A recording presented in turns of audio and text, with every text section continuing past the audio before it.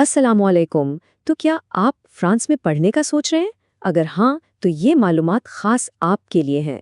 हम यहाँ फ्रांस के मुनफरिद यूनिवर्सिटी सिस्टम और वहाँ की तालीमी तवक्कुआत को समझेंगे, ताकि आप अपने इस नए सफ़र के लिए पूरी तरह तैयार हों। अच्छा, तो सीधा मुद्दे पर आते हैं। फ्रांसीसी तालीमी निज़ाम की बुनियाद ना एक बहुत ही अहम उसूल पर है, खुद इन्हिसारी। जैसा कि ये कहावत है, ये निज़ाम बहुत ज़्यादा खुद इन्हिसारी की तवक्को रखता है। आप अपने बलबूते पर हैं। इसे वो लोग ऑटोजेस्टियन यानी खुद इंतज़ामी भी कहते हैं, और सच पूछें तो यही वो एक लफ्ज़ है जो आपके पूरे तालीमी तजुर्बे की बुनियाद बनेगा। तो इस सफ़र को आसान बनाने के लिए हमने इसे 5 हिस्सों में बांटा है। हम देखेंगे कि फ्रांस का तालीमी निज़ाम कैसे 2 हिस्सों में बटा हुआ है, फिर क्लासरूम का माहौल कैसा होता है, उसके बाद 0 से 20 तक का ग्रेडिंग सिस्टम कैसे काम करता है, वहाँ के कुछ अनकहे सकाफ़ती उसूल क्या हैं, और आखिर में आपको कामयाबी के लिए एक मुकम्मल टूल किट भी देंगे। तो सबसे पहली चीज़ जो समझनी है वो है फ्रांस का दो सतही निज़ाम। ये वो पहला और शायद सबसे बड़ा फैसला है जो फ्रांस आने वाले हर तालिब इल्म को करना पड़ता है। यहाँ ना आपके पास 2 बिल्कुल अलग अलग रास्ते हैं। एक तरफ है पब्लिक यूनिवर्सिटीज़, जहाँ ज़्यादातर थ्योरी और रिसर्च पर जोर दिया जाता है।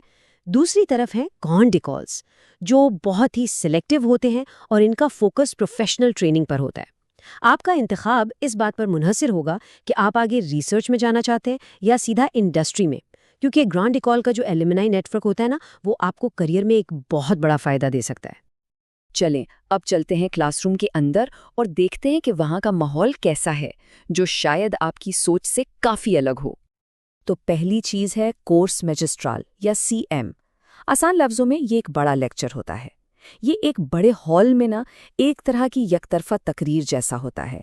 प्रोफेसर आपको सारी मालूमात देगा और आपका काम सिर्फ नोट्स लेना है। याद रखिएगा, यहाँ कोई आपको कुछ करने पर मजबूर नहीं करेगा, सारी जिम्मेदारी आपकी अपनी है। और फिर आता है तखरावो देरीजी या टीडी, जो लेक्चर के बिल्कुल उलट है। ये छोटे ग्रुप्स में लाजमी सेशंस होते हैं, जहां आप लेक्चर में सीखी गई थ्योरी को इस्तेमाल करते हैं। यहाँ आपकी शिरकत बहुत ज़रूरी है, बल्कि अक्सर इस पर नंबर भी मिलते हैं। असल गेम तो यही होती है जहां आप असल में सीखते हैं। अच्छा जी, अब आते हैं उस चीज़ पर जो अक्सर बाहर से आए हुए स्टूडेंट्स के लिए सबसे बड़ा कल्चरल शॉक साबित हो सकती है, फ्रांस का ग्रेडिंग सिस्टम। तो बस एक नंबर याद रख लें, 10। 20 में से 10, ये वो जादुई नंबर है जो किसी भी कोर्स या साल को पास करने के लिए ज़रूरी है। ये पूरे फ्रांसीसी तालीमी निज़ाम में कामयाबी की बुनियाद है। अब ज़रा इस टेबल को गौर से देखें। यहाँ 10 का मतलब सिर्फ पास होना है। अगर आपके 12 या 13 नंबर आते हैं तो ये एक बहुत अच्छा और काबिल एहतराम ग्रेड समझा जाता है। 14 का मतलब है कि आपने बहुत ही ज़बरदस्त काम किया है, और 16 से ऊपर का स्कोर तो बहुत ही गैर मामूली माना जाता है। तो अगर आप अपने मुल्क में ए ग्रेड के आदी हैं तो यहाँ आपको अपनी सोच थोड़ी बदलनी पड़ेगी। और ये बात इस कोटेशन से बिल्कुल साफ हो जाती है। 12 या 13 एक ठोस काबिल एहतमाम ग्रेड है, 14 बहुत अच्छा है और 16 गैर मामूली है। इसलिए अपनी उम्मीदों को इस सिस्टम के मुताबिक ढालना और ये समझना कि एक अच्छा ग्रेड क्या होता है बहुत ज़रूरी है। चलें, ग्रेड्स तो हो गए। अब बात करते हैं कुछ अनकहे समाजी और तालीमी असूलों की, जिन्हें समझना कामयाब होने के लिए बहुत ही अहम है। इनमें सबसे सबसे ज़रूरी चीज़ जो आपने याद रखनी है वो है तू और वो का फ़र्क। तू आप दोस्तों और हम उम्रों के लिए इस्तेमाल करते हैं, लेकिन यूनिवर्सिटी में प्रोफेसर्स, स्टाफ या किसी भी बड़े से बात करते वक्त हमेशा वो का इस्तेमाल करना है। गलती से भी अपने प्रोफेसर को तू कहकर मुखातब ना करें, ये बहुत बड़ी बेअदबी समझी जाएगी। और ये 3 उसूल तो बस प्ले बांध लें। बात हमेशा बॉन्जूर से शुरू करें। प्रोफेसर्स के लिए मोसियो या मादाम जैसे अलकाबात इस्तेमाल करें, और वो के ज़रिए इज़्ज़त और एहतराम का फासला हमेशा कायम रखें। इन उसूलों पर कोई समझौता नहीं होता। अच्छा, तो अब आप सिस्टम और कल्चर को समझ गए।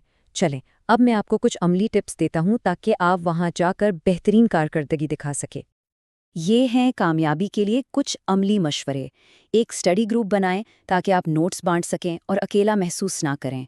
प्रोफेसर से उनके ऑफिस टाइमिंग में ज़रूर मिलें, इससे उन्हें लगेगा कि आप दिलचस्पी ले रहे हैं और वो आपकी मदद भी करेंगे। कैंपस में इंटरनेशनल स्टूडेंट ऑफिस जैसी सर्विसेज आपकी मदद के लिए ही हैं, इनसे फ़ायदा उठाएं। कोई मेंटोरिंग प्रोग्राम ज्वाइन करें ताकि कोई सीनियर आपकी रहनुमाई कर सके। اور سب سے اہم، اپنے وقت کو منظم کرنا سیکھیں اور اپنی فرانسیسی زبان کو بہتر بنائیں۔ اس سے آپ کی زندگی بہت بہت آسان ہو جائے گی۔ تو آخر میں بات یہ ہے کہ فرانس کا سسٹم آپ سے خود مختاری اور محنت دونوں مانگتا ہے۔ تو سوال یہ پیدا ہوتا ہے کہ یہ چیلنج ایک طالب علم کی شخصیت کو کیسے نکھارے گا؟ یہ صرف ایک ڈگری حاصل کرنے کا سفر نہیں ہے، بلکہ یہ ذاتی اور فکری طور پر بڑا ہونے کا ایک انمول موقع بھی ہے۔